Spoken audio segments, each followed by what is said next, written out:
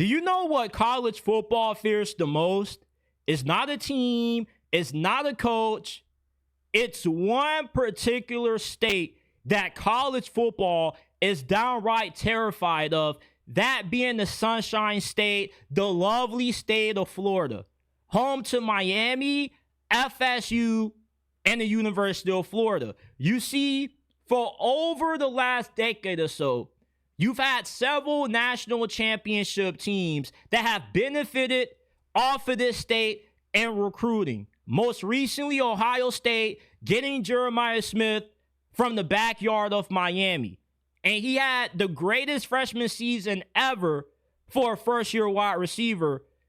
If Miami and Florida can end up living up to the potential that they have this year, they could completely resurrect the entirety of this state to the point when now you have two of the big three schools in this state now showing recruits that they have the ability to win at the highest level, to compete not just for a spot in the playoffs, but for a national championship. Now you get recruits sold again. Now recruits have a reason to stay home. Now recruits have a reason to be confident that staying home, playing for Florida, playing for Miami, not just gives them an opportunity to play in the biggest games and win those matchups, but to also compete for championships as well and get developed to be a first-round pick in the NFL draft.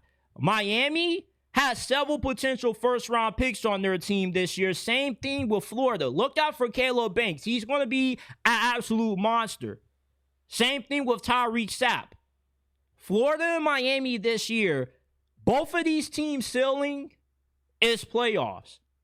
And possibly you could see both of these two teams in their conference championship games with the amount of talent that both of these two schools have on their roster. Now, we don't really know what to make of Florida State. Florida State could go a variety of different ways. They could be slightly better than what they were last year, and instead of only winning 2 games, they could win 5 games, but they also could completely make a 180 and win 8, maybe 9 games at best, and possibly find themselves in contention for the ACC championship again.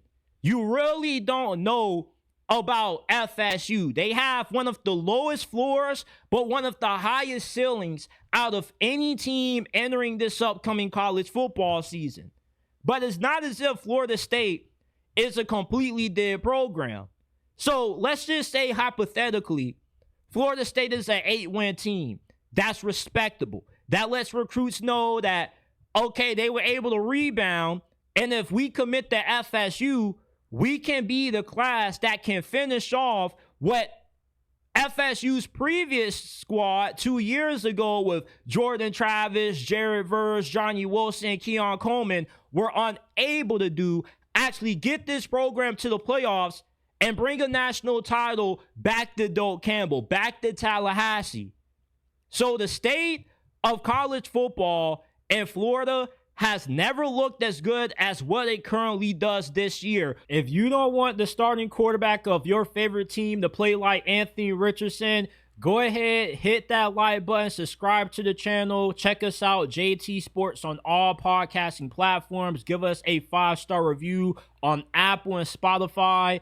Let's get back to the video. Both Miami and Florida have the capability of being top 10 teams or better. Miami versus Florida is going to have a different feel to it this season than what it has in the last 10, 15 years, because the ceiling for both of these two teams is higher than it's ever been. We haven't had a matchup against Miami and Florida with this amount of stakes as what we currently have this year.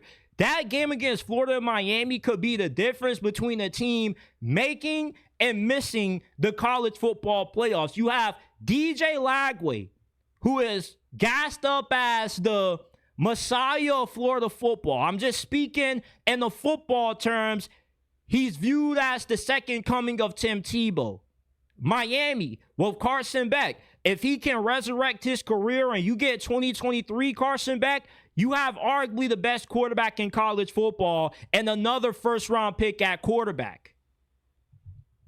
If Miami and Florida are both able to play up to the level of expectations that everybody has for them, college football can be in trouble, because now teams like Ohio State, Alabama, Georgia, they won't just be able to walk into Florida and have an all-you-can-eat buffet with all of the top talents in this state, because now Miami and Florida being good can lock back down the state of Florida to when you start to see Florida and Miami start to retain more of this blue chip in-state talent. You got more guys like Jeremiah Smith that feel they can get developed staying home and don't feel the need to have to go across the country to get developed. And if Florida State can win 7-8 games, then they show enough promise to when recruits can say, okay, like, they're not completely dead in the water. I can come in and give this program a shot if I get developed properly to be up there along with Miami and Florida this year. College football has a right to fear the state of Florida, because when this state is good, it cuts off an easy pipeline to elite talent that national championship teams have had access to for well over a decade. Now you have to go elsewhere and get that talent. Now, you still are going to have a few guys that slip through the cracks just because, but with Florida and Miami possibly being good this year, it changes everything for college football. It completely shifts the power dynamic in this sport, because Miami and Florida, with the amount of talent that's in this state alone, they don't really have to recruit nationally. Their recruiting wars are going to mean much more when you're fighting for some of the best players in this state with universities that are like 4-5 hours away from each other. Then recruiting matters, because with the new NIL restrictions that are being in place, you're not going to be able to just outspend everybody. It's going to come down to a recruit valuing one or the other program and their ability to develop them more.